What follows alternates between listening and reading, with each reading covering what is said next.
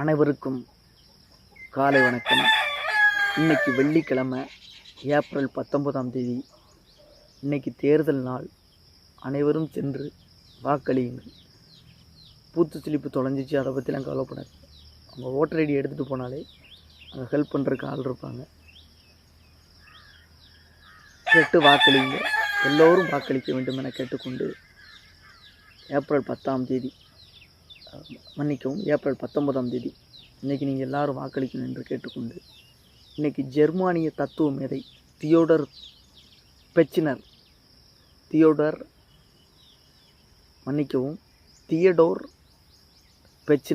அவருடைய பிறந்த தினம் என்று அனைவரும் வாக்களியுங்கள் கட்டாயமாக என்பதை கூறிக்கொண்டு, இன்றைக்கி ஏப்ரல் 19 வெள்ளிக்கிழமை.